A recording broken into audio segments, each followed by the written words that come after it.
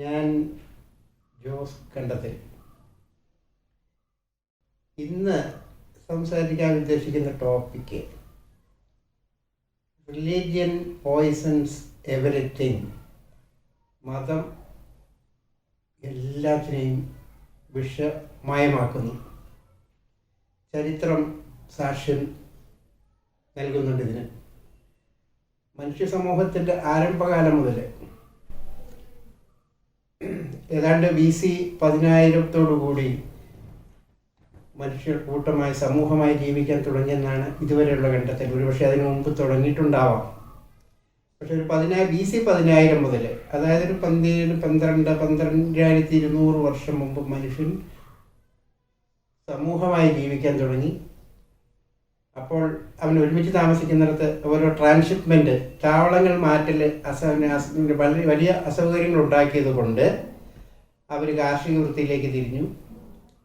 ആ കാർഷിക വൃത്തിയിലേക്ക് തിരിഞ്ഞ സമയത്ത് കൃഷി നശിപ്പിക്കുന്ന പ്രകൃതി ശക്തികളും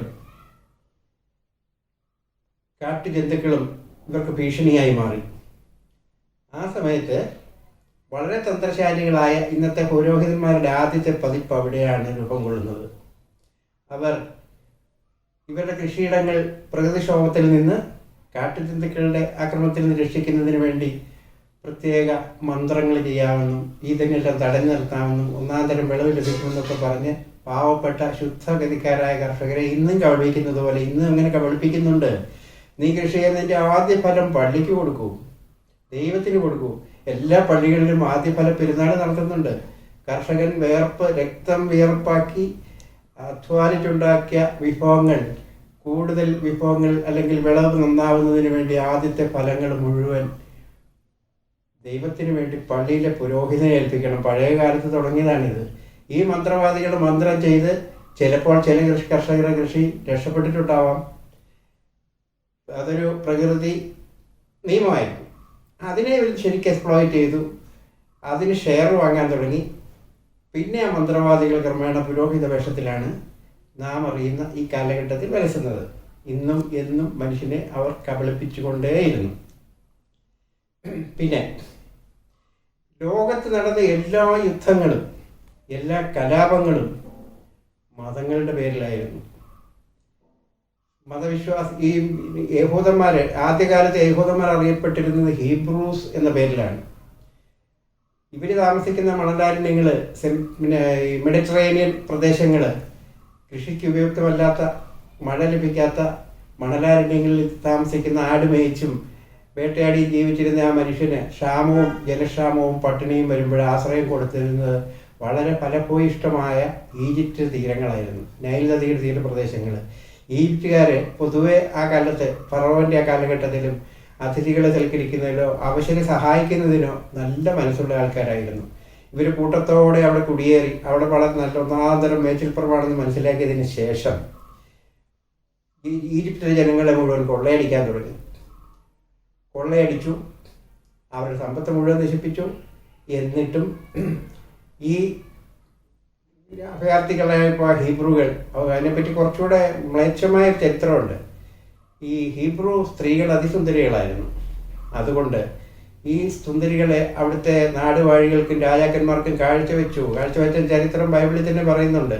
എബ്രഹാമിൻ്റെ ഭാര്യ സാറായിക്ക് അന്ന് 90 വയസ്സോടടുത്തുണ്ട്. എന്നിട്ടും അതിസുന്ദരിയായിരുന്നു. സാറായുമായിട്ടൂടെ ചെല്ലുമ്പോഴുള്ള സുന്ദരി ആയതുകൊണ്ട് ഫറവോ ഇവിടെ കൈവശപ്പെടുത്താൻ വേണ്ടി എബ്രഹാമിനെ കൊല്ലും എന്ന് ഭയന്നിട്ടാണെന്ന് പറയപ്പെടുന്നു. ഇതെൻ്റെ പെങ്ങളാണെന്ന് പറഞ്ഞ് ഫറവോയ്ക്ക് കൊടുത്തു. ഫറവോയ്ക്ക് പിന്നീട് കാര്യം മനസ്സിലായപ്പോൾ ചോദിച്ചു, നീ എന്നോട് എന്തിനാണ് ഈ ചതിവ് ചെയ്തത്? സാറായുമായിട്ട് തിരിച്ചു പോകാൻ സമ്മതിച്ചു. അതുപോലെ തന്നെ ഇസഹാക്ക് കൊണ്ട് റെബേക്കയെ കൊടുത്ത ചരിത്രമുണ്ട്. അതൊരു നിലനിൽപ്പിന് വേണ്ടി, കാര്യലാഭത്തിന് വേണ്ടി ഏത് വേഷവും കെട്ടാൻ ഈ പറഞ്ഞ ഹീബ്രൂസ് എന്ന് പറഞ്ഞ യഹൂദ മതത്തിൻ്റെ മുൻഗാമികൾ ഉണ്ടായിരുന്നു. പിൽക്കാലത്തും ഇത് വന്നു. ഈജിപ്തിൽ കൊള്ളയടിച്ചു. ഈജിപ്തിൽ നിന്ന് പോക്കുവരവുണ്ടായിരുന്നു. പിന്നീട് ഒരുപാട് കെട്ടുകഥകൾ പാദം ഉണ്ടാക്കിയിട്ടുണ്ട്. ഈജിപ്തിൽ നിന്നെല്ലാം കൊള്ളയടിച്ച് മോസസ് പോരുമ്പോൾ ചെങ്കടൽ പിളർന്ന് ഇവർക്ക് വഴിയൊരുക്കി കൊടുത്തു. ഫറവോനും സൈന്യങ്ങളും പിന്നാലെ വന്നപ്പോഴേക്കും കടൽ വീണ്ടും കൂടിച്ചേർന്ന് ഫറവോനും എല്ലാം കടലിൽ അകപ്പെട്ടു പോയി എന്നൊരു മിത്ത്, ഒരു വെറും കെട്ടുകഥ. ഈ പറഞ്ഞ എബ്രഹാമിൻ്റെ കാര്യം പോലും കെട്ടുകഥയാവാനാണ് സാധ്യത. വലിയ സത്യമൊന്നും അതിനുണ്ടാവില്ല. കാരണം ഇത് എഴുതിയ ആളിൻ്റെ ഭാവനാ വിലാസം അനുസരിച്ച് എല്ലാം ഈ പറഞ്ഞ വേദഗ്രന്ഥങ്ങൾക്കും അത് സംഭവിച്ചിട്ടുണ്ട്, ബൈബിളിന് മാത്രമല്ല. എന്തു ആവട്ടെ, പിന്നീട് ആധുനിക കാലഘട്ടത്തിലും മതത്തിൻ്റെ പേരിലാണ് ലോകത്തിൽ ഏറ്റവും കൂടുതൽ രക്തപ്പുഴ ഒഴുകിയിട്ടുള്ളത്. നിങ്ങൾ കേട്ടിട്ടുണ്ട് കുരിശ് യുദ്ധങ്ങൾ ജെറുസലേമിലെ കുതിരയുടെ കടിഞ്ഞാൻ വരെ രക്തം പൊങ്ങാൻ മാത്രം അവിടെയുള്ള ആളുകളെ കൊന്നു എന്ന് പറയുന്നുണ്ട് യുദ്ധപരം ചിലർക്കൊക്കെ എക്സാഗ്രേറ്റഡ് ആയിട്ട്. പിന്നീട് ആധുനിക കാലഘട്ടത്തിൽ നമ്മൾ കണ്ടു ഒന്നാം ലോക മഹായുദ്ധത്തിൻ്റെ കാരണം പോലും മതങ്ങളായിരുന്നു. അതിനു മുമ്പ് പ്രൊട്ടസ്റ്റന്റുകളെ, ഒരേ മതത്തിൻ്റെ മറ്റൊരു വിഭാഗമായ പ്രൊട്ടസ്റ്റന്റുകളെ ഇല്ലായ്മ ചെയ്യാൻ വേണ്ടി 30 വർഷം നീണ്ട യുദ്ധം വത്തിക്കാൻ നടത്തി. എന്തിനേറെ പറയുന്നു, ഇങ്ങോട്ട് വന്നാൽ രണ്ടാം മഹായുദ്ധത്തിൻ്റെ കാര്യം നമുക്കറിയാം. ഹിറ്റ്ലർ 60 ലക്ഷം യഹൂദന്മാരെ കൊന്നു എന്ന് നമ്മൾ ചരിത്രം സാക്ഷ്യപ്പെടുത്തുന്നു. അത് സത്യമാണല്ലോ. അതുപോലെ ക്രൊയേഷ്യയിൽ ഏതാണ്ട് 18 ലക്ഷം പേരെ കൊന്നു. ക്രിസ്ത്യാനികൾ വത്തിക്കാൻ്റെ അനുഗ്രഹാശിസുകളോടുകൂടി സെർബുകളെയും യഹൂദന്മാരെയും മുസ്ലിംസിനെയും അവിടെ കൊന്നു. ആ ഏറ്റവും കൂടുതൽ കൊന്നയാൾ ഞങ്ങളുടെ ഒരു വിശുദ്ധനാണ്, കത്തോലിക്ക സഭയുടെ വിശുദ്ധനാണ്. നല്ലപോലെ പണം കായ്ക്കുന്നൊരു, പണം വാങ്ങിക്കൊടുക്കുന്ന, പണം നേടിക്കൊടുക്കുന്ന വിശുദ്ധനായിട്ട് മാറി. അതുപോലെ തന്നെ അവിടെ ഞങ്ങളുടെ പരിശുദ്ധ കന്യാമറിയം യേശുവിൻ്റെ അമ്മയാണെന്ന് അവകാശപ്പെടുന്ന, അല്ലെങ്കിൽ ചരിത്രം പറയുന്ന, അല്ലെങ്കിൽ ബൈബിൾ പറയുന്ന യേശുവിൻ്റെ അമ്മ മേരി ക്രൊയേഷ്യയിലെ മഡ്ഗോഡ്സെ എന്ന് പറയുന്ന, അതിൻ്റെ സ്പെല്ലിംഗ് ഇതാണ്, MUDJGURSH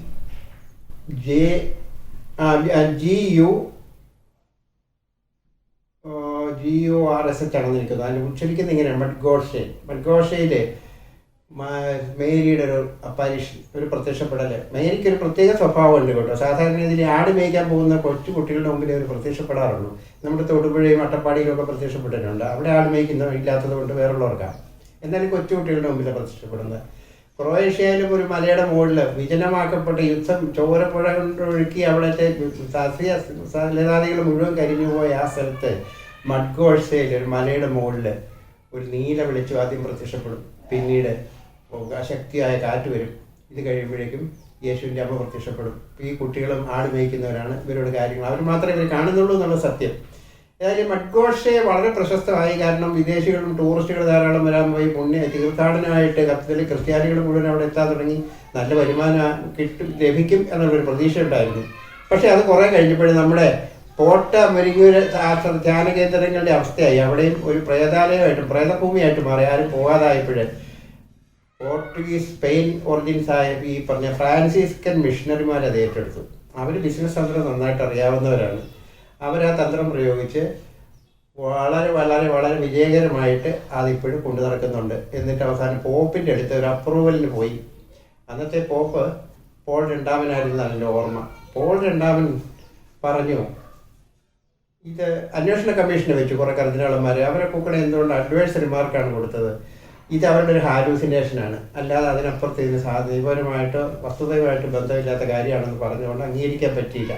എങ്കിലും ഇവർ ശ്രമം തുടർന്നു. പിന്നീട് പോപ്പിനെ പോയി കണ്ടപ്പോൾ പോപ്പ് പറഞ്ഞു, ഞാൻ പോപ്പായി പോയില്ലേ, എനിക്ക് സത്യം പറയാൻ ആഗ്രഹമുണ്ട്, അവിടെ വന്നൊന്ന് കുർബാന കേൾക്കണമെന്ന്, ഒരു കുർബാന ചൊല്ലണമെന്ന് ആഗ്രഹമുണ്ട്. പക്ഷെ ഞാൻ പോപ്പായി. ഇതിന് സഭയുടെ അംഗീകാരം കിട്ടിയിട്ടില്ലെങ്കിലും നല്ലപോലെ പണം വരുന്നുണ്ട്. അതിന് ഈ യേശുവിൻ്റെ അമ്മ പിന്നെ 160ഓളം സ്ഥലത്ത് ഇങ്ങനെ പ്രത്യക്ഷപ്പെട്ട് ഇപ്പോഴും രോഗശാന്തി കൊടുക്കുന്നുണ്ട്. ലൂർദ്, ഫാത്തിമ ഒക്കെ നിങ്ങൾ കേട്ടിട്ടുണ്ട്.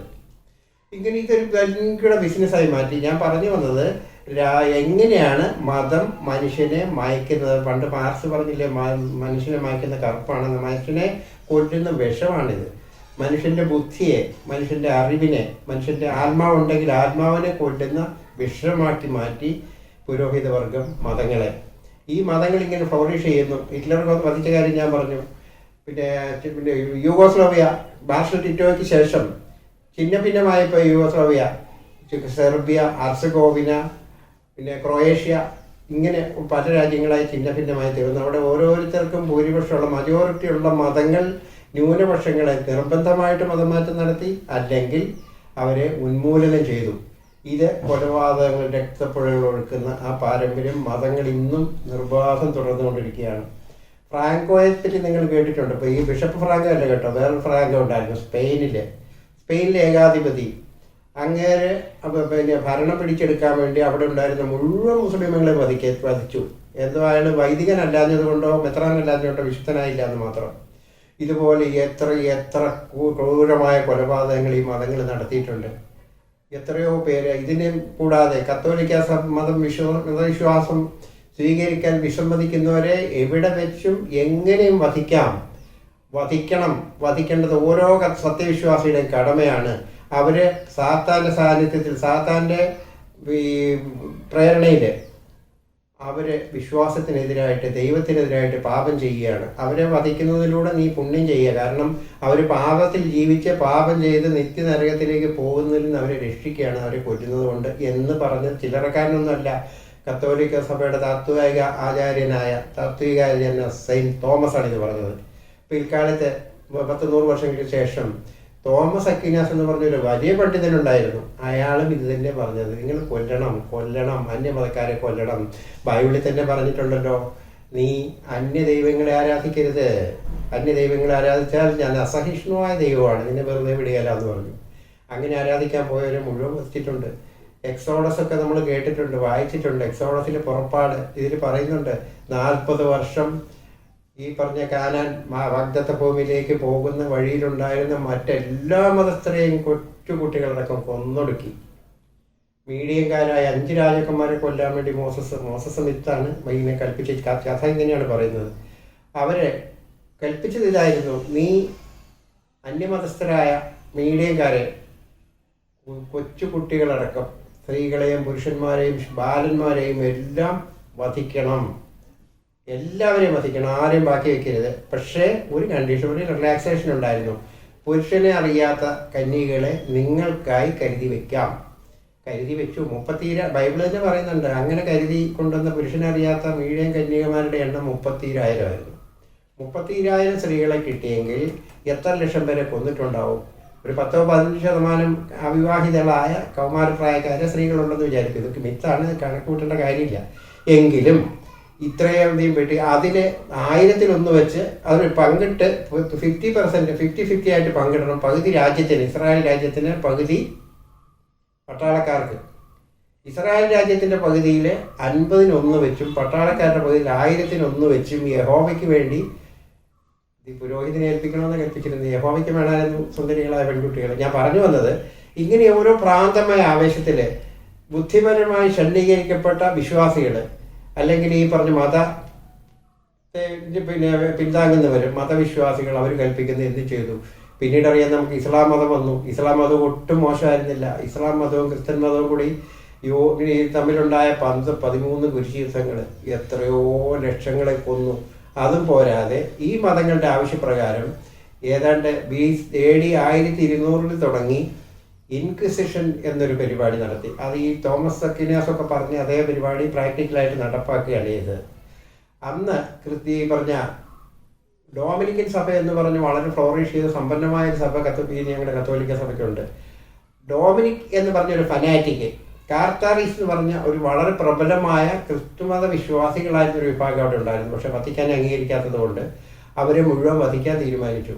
അയാൾ വളരെ ഗംഭീരമായിട്ട് പോപ്പിൻ്റെ അംഗീകാരത്തോടു കൂടി ഇൻക്വിസിറ്ററെ വെച്ചു, വധിച്ചു. ഒരു ദിവസം 20,000 പേരെ കൊന്നതിൻ്റെയൊക്കെ ചരിത്രമുണ്ട്.